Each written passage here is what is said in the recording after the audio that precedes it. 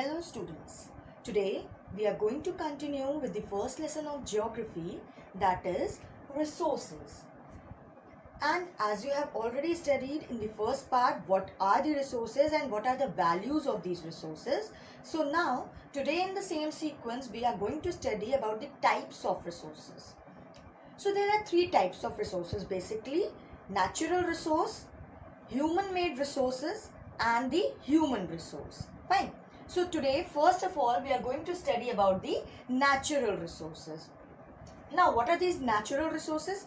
Natural, as the word only explains itself, that those resources which are naturally present in our environment are known as natural resources. For example, if you take a plant, that is a resource for us.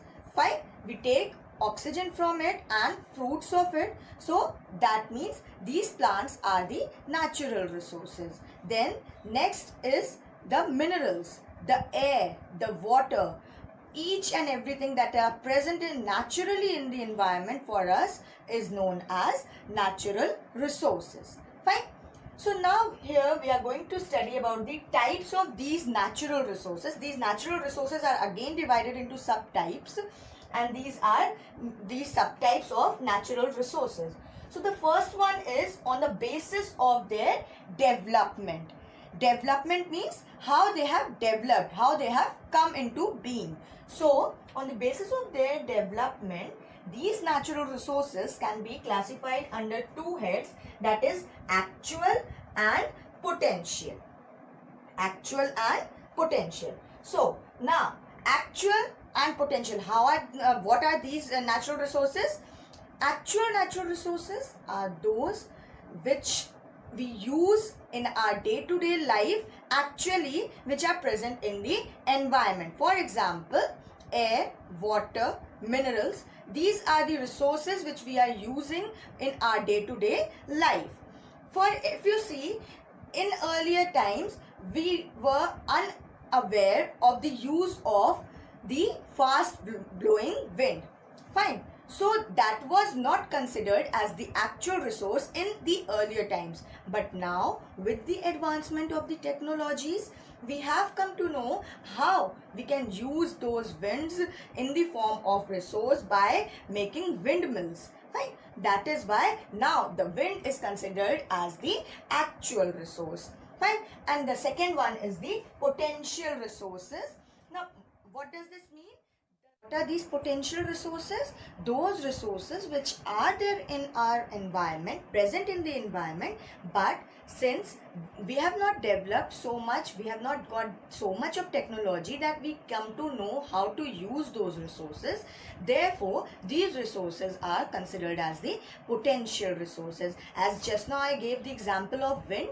The wind was not known how to be used. That is why earlier it was considered as the potential resources, but now as we have developed the technology, as we have got to know how to use these winds, now we have developed windmills. So therefore with the help of winds we are gaining the resources, we are taking the wind as a resource, therefore it is now considered as actual resources. Fine. So what we understood here, that actual resources are those whose use we have come to know, we are using them regularly, and potential resources are those whose use is still to be known to us and we are not using it right now. But now what is the second type of natural resource? Basis of their origin. On the basis of their origin, again there are two types of natural resources. The first one is abiotic and the second one is biotic. Fine. Now what do you mean by abiotic? You must have studied this word in your science also or EVS also. Fine. So abiotic means the things which are there in the environment which is not living. Okay. So all those non-living things which we use as a resource is known as abiotic resources. For example, you can easily say air, water, minerals, all these are what? The resources which is not living, which are not living resources but naturally present in the environment for our use. Fine. Next is the biotic. Next is the biotic resources. Now, biotic is just the opposite of the abiotic. And what does it mean? The resources which are living. That means the resources that are naturally present in our environment, and those are living resources like animals or plants. Fine. We use them as resource. Fine. So, these are the biotic and abiotic resources. Now, next type of natural resource is on the basis of their renewability. Renewability, that means, what does the word renewable means? The things which we could renovate, or which we could make so that it can be used again and again. So, on that basis, again there are two types of resources, renewable and non-renewable resources. Fine. Renewable resources are the resources which we can easily renew them or replenish them, or those are the resources which are present in surplus amount in the natural environment. For example, if you take the solar energy, tidal energy, all these are present in the natural environment, and we don't need to renew them again and again. Fine. Because they are present in the vast or huge amount, that means we don't have to bother for them. Fine. Next is the non-renewable resources. Now, non-renewable means those resources which are present in the limited amount in the natural environment, and we need to protect them, or they are the resources which cannot be renewed. That is why we have to use them carefully. For example, petroleum, natural gases. Nowadays, although water is the renewable resource, but then again we are not, if we are not using it in the proper manner, if we are misusing the water, then we have to count it soon as a non-renewable resource. Fine. So the last type of natural resources is based on the distribution. Fine. Again, this type is divided into two heads, ubiquitous and localized. Now, ubiquitous and localized, what does this mean? Ubiquitous means the resources which are present everywhere in the environment, no matter on which place we go or wherever we go, we will find those resources naturally in the environment. For example, air, water. Fine. Now, what does this localized means? Localized means those natural resources which are present in some local places or in some specific places and not present in all the places. That means localized. For example, you can take some minerals or some mines which are present in some particular area, and those are not present in the complete environment. Fine. Or you cannot find each and every mine on each and every places or at each and every places. Fine. So that means those natural resources which are present at some particular area are considered under localized natural resources. Fine. So these were the types of natural resources. What are the two other types of resources which we had discussed the name? Those are human-made resource and human resources. So one by one we are going to discuss them also. Human-made resources. Now, all the natural resources are naturally present in the environment, but if we as a human don't know how to use them, then those resources are useless for us. Fine.